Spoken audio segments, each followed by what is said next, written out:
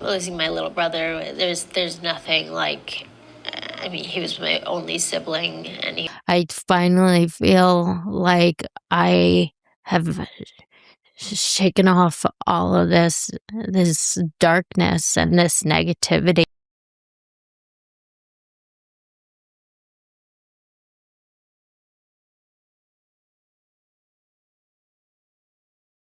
Hayden Panettiere said it all in what would become one of the most emotional podcast conversations of her life, opening up about pain, loss, trauma, healing, and the struggles she had carried for years. Now, after the shocking news that Hayden has died at just 36, fans are returning to that conversation and listening to her words in a completely different way. At the time, it was simply an honest interview. Today, it feels like a deeply personal piece of her final public story.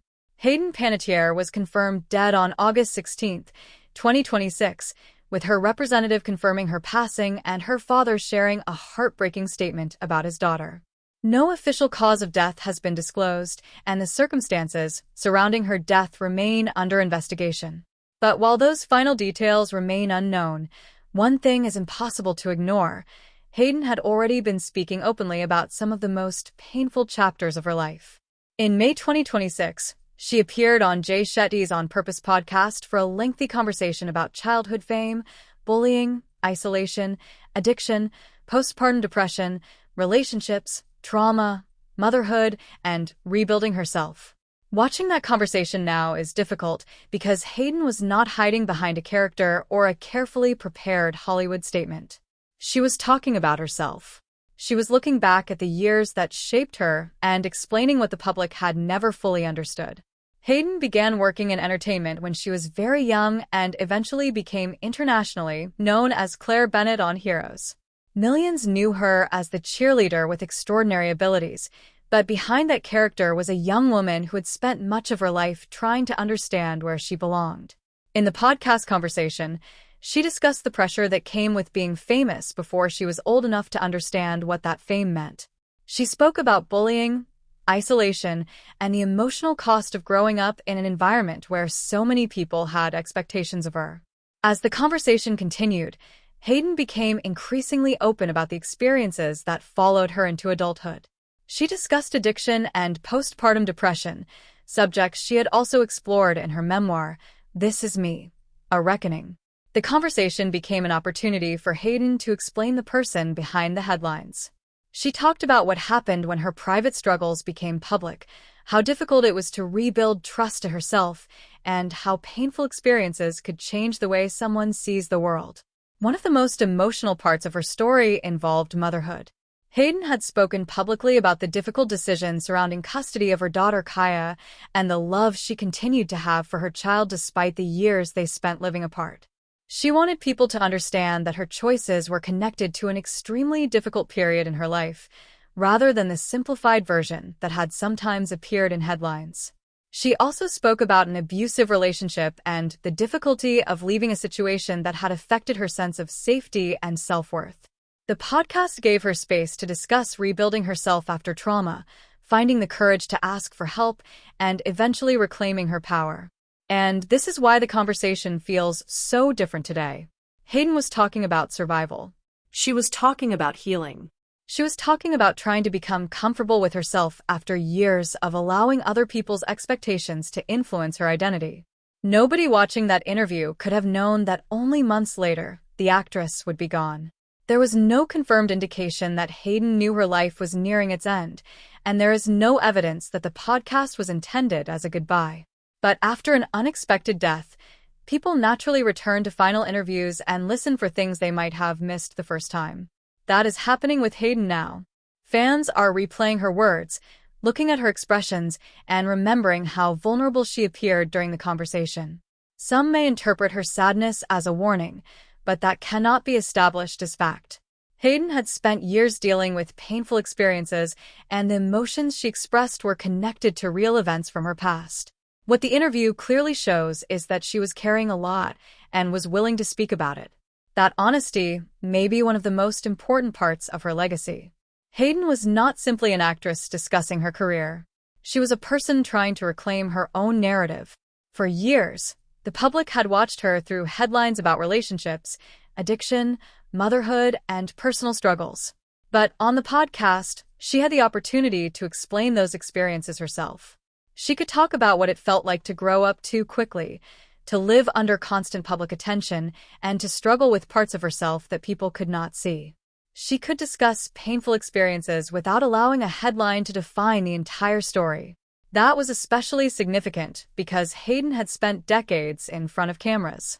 She appeared in Remember the Titans, Heroes, Nashville, and the Scream franchise, building a career that reached television and film. Her role as Juliet Barnes on Nashville allowed her to portray a complicated performer dealing with addiction and emotional struggles, subjects that sometimes echoed parts of Hayden's own life. In recent years, she became increasingly open about her personal journey. She spoke about addiction and recovery, postpartum depression, and the emotional consequences of fame.